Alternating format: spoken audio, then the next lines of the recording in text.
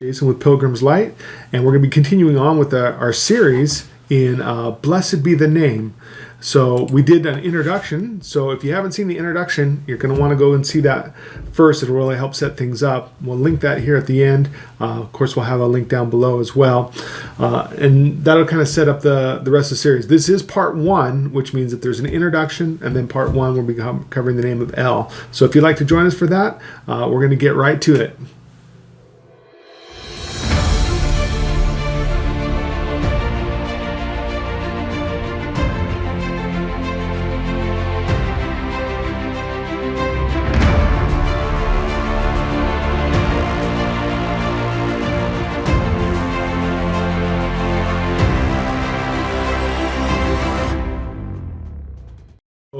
Names of God. So I'm going to be going over a series covering the 7 names of God, and these are not just 7 random names. They're actually the 7 names that, when written in scribal form by a scribe, and there's still scribes in Israel, like a scribe in Israel, that they would have to do something special with. They couldn't just throw the piece of paper away. They would have to bury it. They'd have to treat it, as if it is God's name. So I do have a sheet of paper here, and I made this up. So that's the 7 names of God, and then that's what I'm going to be going over. Those 7 names. Part 1 we're going to be talking about is El. So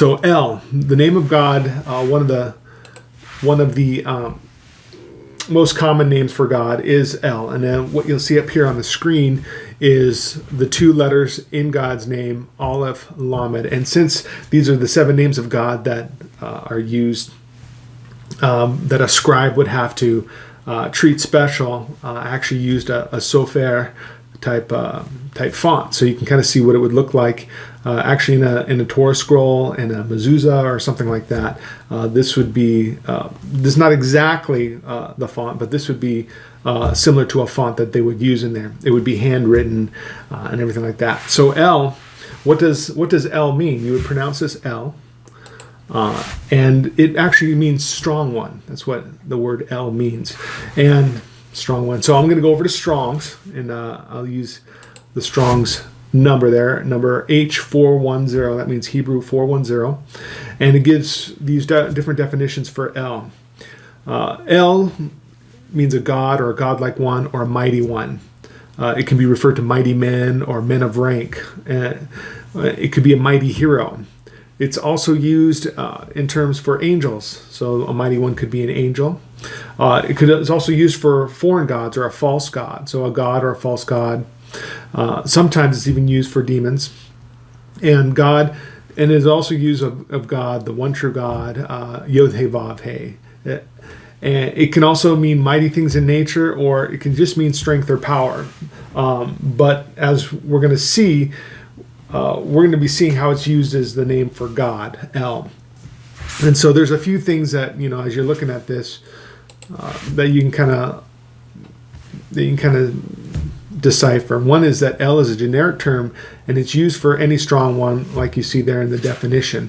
So context is going to kind of dictate how it's being used in a verse or a sentence. But El does refer to the God of creation, and the context, like I said, the context is going to dictate exactly how that should be translated.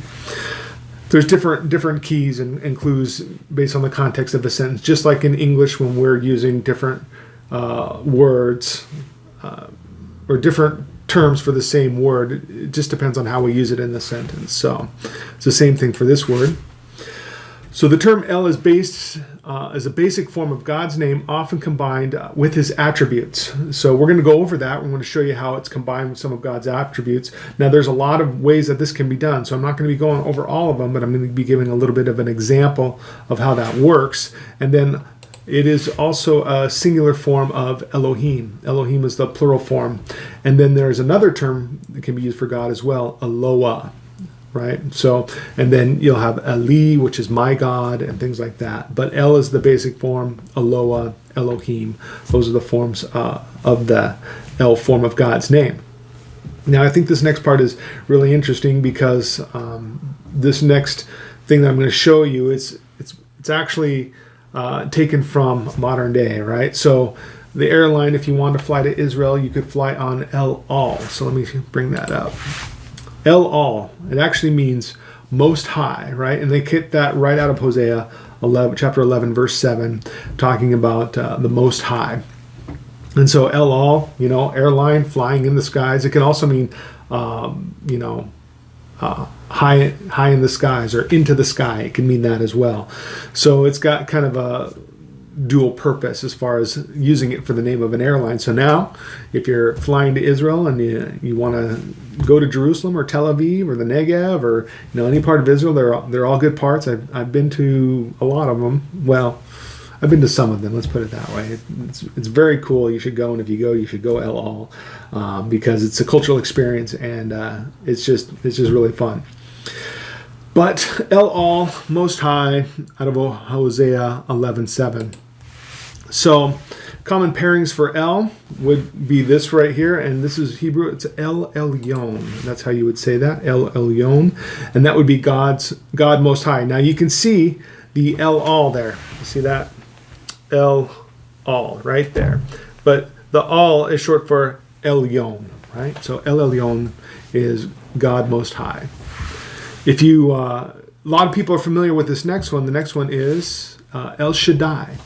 El Shaddai. So if you look at El Shaddai, you'll see that that's God Almighty. God Almighty. Shaddai is the one who can destroy. It's the one who, and if you can destroy, he brings up and he destroys. And if you can create something and destroy it, then you are Almighty, which means you're most powerful. So El Shaddai. That's God. And there's more that could be said about that.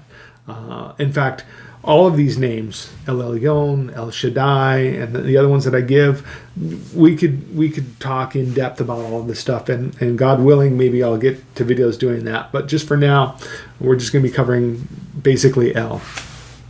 Another one that you might have heard of is, everlasting God. That in Hebrew is El Olam, which is the everlasting God or eternal God. Olam is a great word. It's used in lots of different contexts in Hebrew. It could be world, it could be universe, it could be eternity, as in time. So it can either be spatial or temporal, which means spatial means it could be world, universe, space, or it could be time, as in time for in eternity, infinity, that kind of thing. So when it says El Elyon, El Olam, if it says El Olam, you're talking about the God of all space and time, right? So it's a really cool word, and it's really cool when you pair that with El Olam. It's the everlasting, eternal, all-present God. So very cool. And then this one is, you'll find the word, and I use this one because it's El Elohim. So people are familiar with Elohim, some people are, and El, when you put El Elohim, you would have the God of gods, or the Most High God is a way to say that as well. But El Elohim, he is the ruler of the small g gods. He is the capital G God over all the rest of divine beings of the universe. So El Elohim. So we're moving on here, and a lot of times, and especially in the United States and other English-speaking countries, you'll find there's a lot of words that have God's name in them as far as proper names go. Mine's actually one of them here. I actually went over it. My middle name is Samuel, right? Samuel, and you can see that's how it's put out there. And it's not Samuel in Hebrew, it's Shmuel, right? Shmuel. Or sometimes it's nicknamed Shmuley. Shmuel, Samuel. It actually means heard of God. Alternatively, it can mean his name is El, because it could be Shema, right, which is hear and obey, or it could be related to Shem. And sometimes people think it's more likely related to Shem. Shem, his name is El. Shem, connected to El, his name is El. But in the context of the verse that it's used, Samuel is named Samuel because his mother was praying for a boy. And she says, when she gets a boy, she says, the Lord hears me. And then she brings him to the temple to be raised in the temple, and brings him a little ephod every year. So that's the story of Shmuel or Samuel. And so if your name is Samuel, or if you got that in your name, now you know a little bit more about that. So just about any name that ends with L or begins with L that has a Hebrew origin is the L, which is God in the name. So one of the other names that you might be familiar with is Daniel. Daniel, God is my judge, right? Dani is my judge, and El is God. So God is my judge, Daniel. Next, Michael, who is like God. Now, I was always wondering about where this name came from, and I actually named one of my sons Michael. So, Michael. And I named him because my brother, his uncle, is named Michael, and is no longer with us, but he's named after his uncle. But it means who is like God. And it's actually kind of a question. And this is how it's kind of explained. I listened to... I think he must have been a rabbi, or I don't think he was.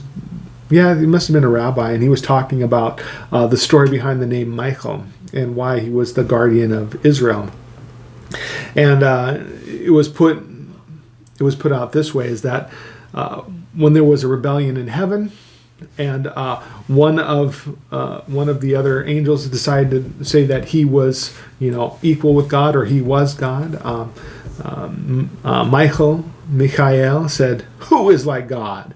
And the idea was, who is like God? Certainly you're not. And so that was the charge that led against the enemies, the rebellion, and the rebels were thrown down. And God said, "Oh, so your name is who is like God? Your name is Michael. And so I'm going to make you guardian of Israel." So that's the story behind, the folklore story behind the name. So I think that's kind of interesting. Who is like God? And there's a lot of guys named Michael. So that's also connected to God's name, El, Michael. Gavriel. So Gavriel can be either from Gibor, which is strength, or it can be from Gever, which is man. So there's warrior of God. That's warrior of God or man of God, alternatively. So Gever is a man. I kind of like the strength of God. I like Gibor or Gavir, so Gavriel or Gabriel, one of the two. But anyway, if it has the L in that back part of the name, also another angel around the throne room of God that makes appearance in Scripture a couple times.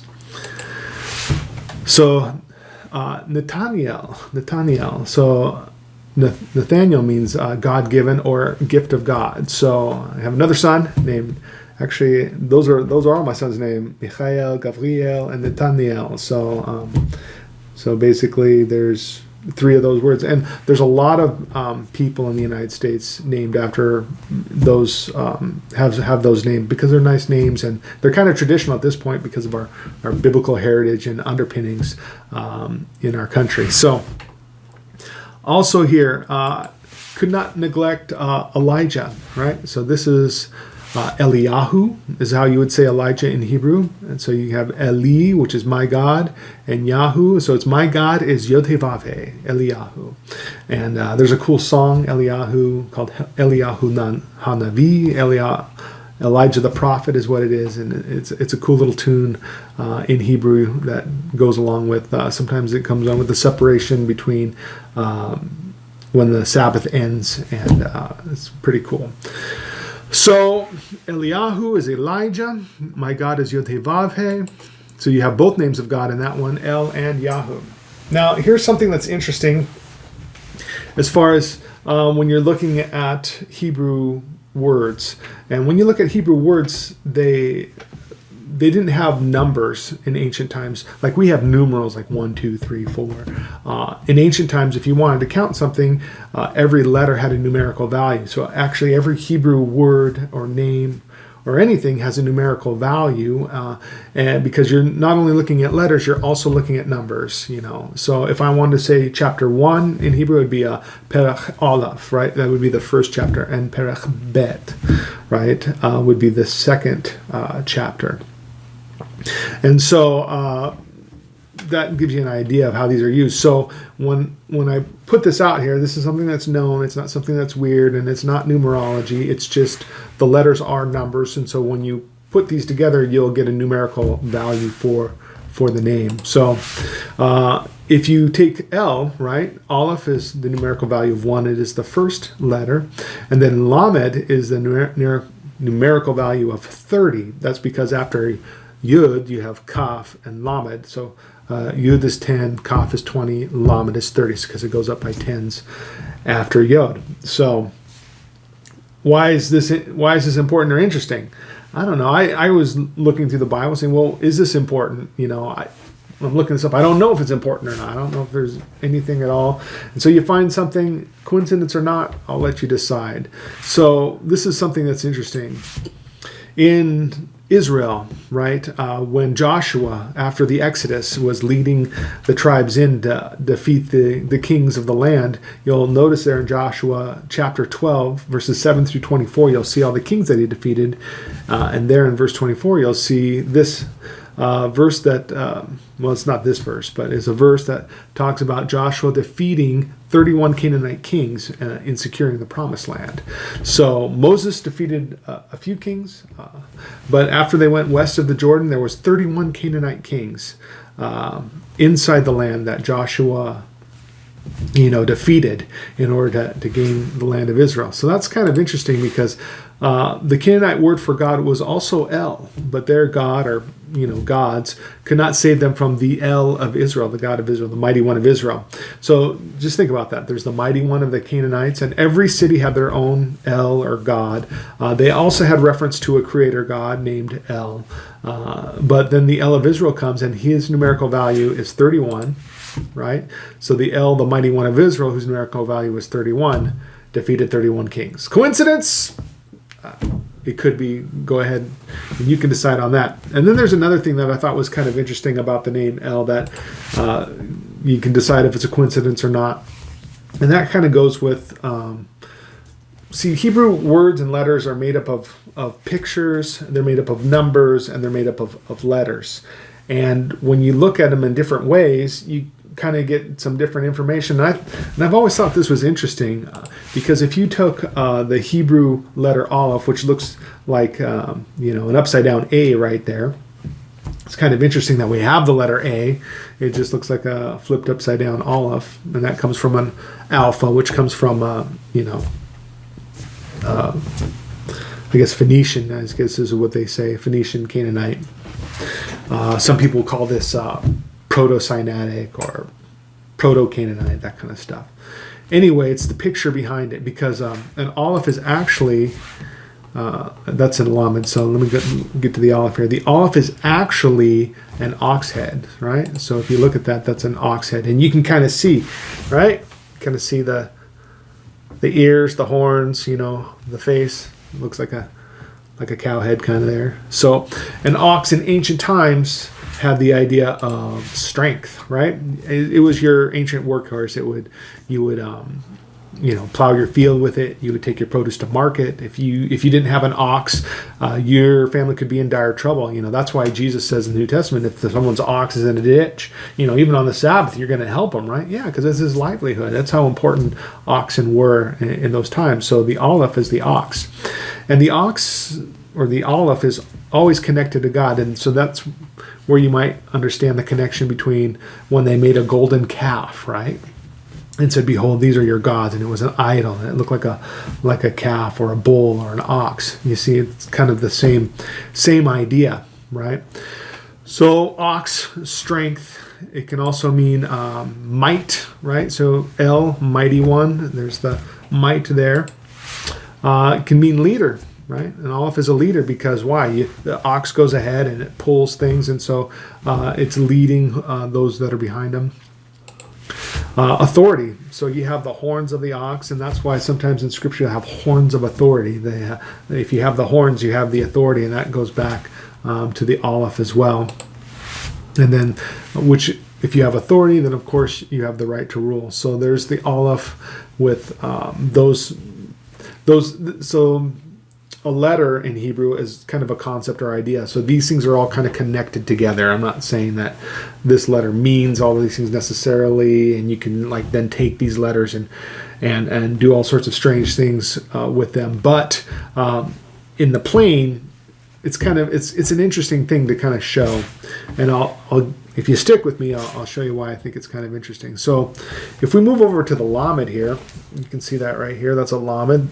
That is a shepherd's staff, or even just a staff, right? And you might have heard words like Talmud. That comes from one who learns, or limud is to learn. So, and then also the word for teacher is kind of connected to Aleph as well. And the second letter in Aleph, right, is a lamed, right? So it's kind of interesting, another little connection there. So the staff, right? So in ancient Israel, you would have a staff, and you would have two things that would be done with that staff. You can see that the staff has a point right here, right? And that point, that's the straight part of the staff. That's what you would use to guide with, right? So you would guide your sheep or your ox or whatever, and you would tap them on one side, or you would put your arms wide and kind of funnel those guys where they want to go. And if you had to, you'd give them, if they were in danger, they're going to go off and fall off the cliff or something, you could give them a good little snap with that part of the staff and get them to go back in. So kind of train them that way. But let's say that those animals went off the path and they fell down. Well, then they would take that hook part on there. You can see this part on the bottom right here. They would take that hook part and they would save people out of there. So the staff had two purposes. One was to lift animals out to safety. The other one was to train them and guide them where they should go. And so you can see that that's the staff. And it was also used as the word for yoke is also with a lamed. So when Jesus says, take my yoke upon you, for my burden is easy and my load is light, that kind of thing, he's saying, my instructions are a lot simpler to follow than what you've heard, right? So take my yoke upon you, come under my training, is what he's saying. Because that's another word for lamed, can be go with training, to keep you from harm and to save you out of trouble. And then instruction. So one of the words, like I said, limud, Talmud, talmudim, that'd be disciples. So that's Jesus' disciples were talmudim, and they were ones that were being trained and instructed by their rabbi. Guidance, also with guidance, and finally to rescue. So that's where you get the instruction, the guidance, the rescuing.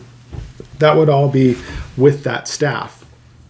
So if you put these together, now you can't do this with every word, and you really can only do it with words that you already know the meaning for, to kind of give maybe a little bit more information about them. So when you put the Aleph with the lamed, you'll get the one who is strong instruction, or one who can rule over, right?